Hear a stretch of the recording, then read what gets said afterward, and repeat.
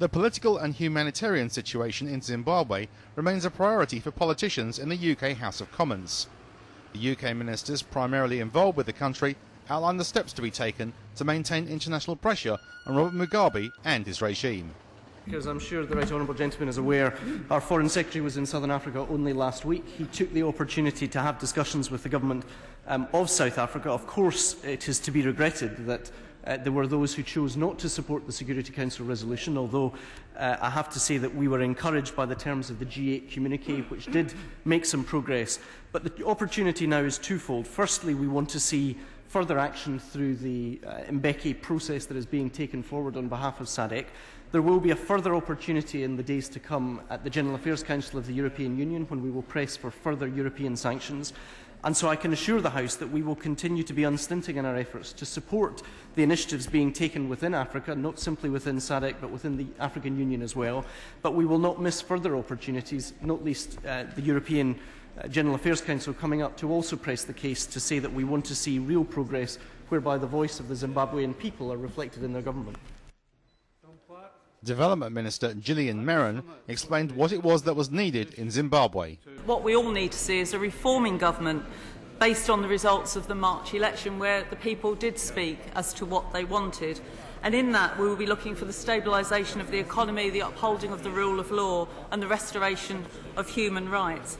It is worth saying that despite the ban on NGOs, we have still managed to help over 9,000 victims of violence and displacement, many of those being teachers and election observers. And despite that compromise, we have continued our work. On the issue of contingency, we are making every effort to get the ban on NGO activity lifted, but we are also at the same time pursuing contingency plans to support the people of Zimbabwe in the way that we all want to see.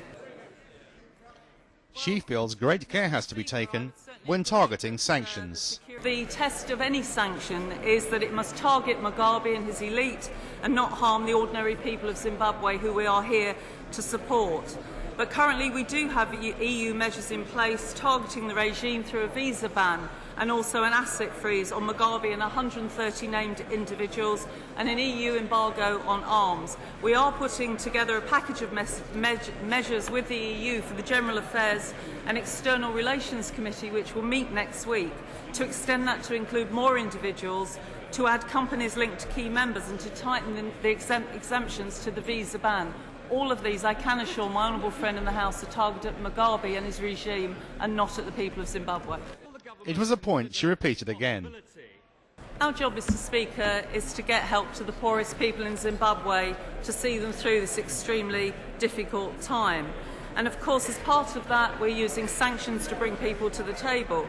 But in terms of recovery, we need to work, as I said earlier, with a reforming government, and that will include full humanitarian access, rule of law, human rights and democracy. The principles for re-engagement will be agreed by donors, and we do estimate that when it comes to it, it will be in the order of £1 billion a year for 5 years. The UK does stand ready to take its role, but to work with our international partners to do so. Zimbabwe's crisis continues to be a major international issue for the British Parliament.